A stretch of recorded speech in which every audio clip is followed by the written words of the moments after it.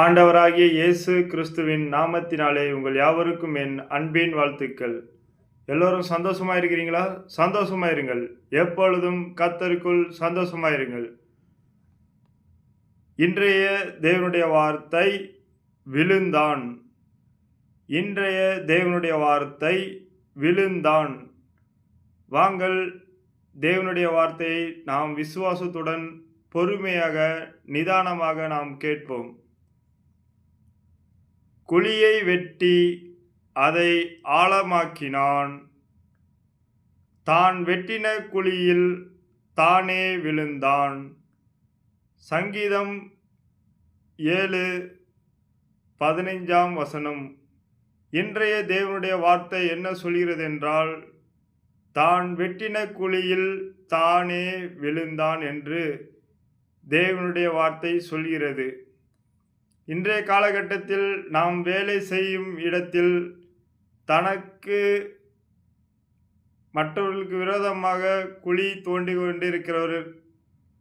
கொண்டிருக்கிற தானே விழுவான் என்று தேவனுடைய வார்த்தையின்படி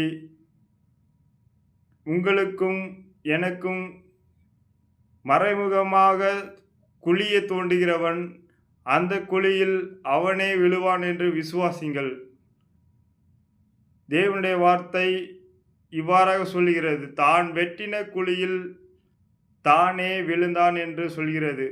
உங்களுக்கு எங்கெல்லாம் குழி வெட்டுகிறார்களோ, மறைமுகமாக எங்கெல்லாம் குழி வெட்டுகிறார்களோ, உங்கள் வேலை ஸ்தலமோ இல்லை உங்கள் கல்லூரிகளிலோ இல்லை நீங்கள் படிக்கும் பிள்ளைகளாக இருந்தால் பள்ளிக்கூடத்திலோ இன்னும் சொந்த பந்தங்களுக்கு இடையில் இப்படி அநேக காரியங்கள் இருக்கிறது. உங்களுக்கு மறைமுகமாக எங்கே குழி வெட்டுகிறார்களோ அந்த குழியில் அவர்களே விழுவார் என்று தேவனுடைய வார்த்தை சொல்கிறது. நீங்கள் எதற்கும் சோர்ந்து போகாதீர்கள்.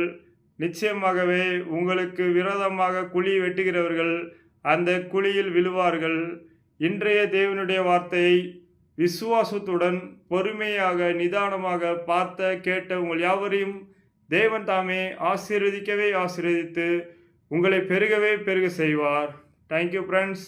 மறக்காமல் சப்ஸ்கிரைப் பண்ணுங்கள், லைக் பண்ணுங்கள், கமெண்ட் பண்ணுங்கள். எதை செய்தாலும் தேவனுக்கென்று செய்யுங்கள். தேவ நாம மகிமைப்பட செய்யுங்கள். Thank you friends.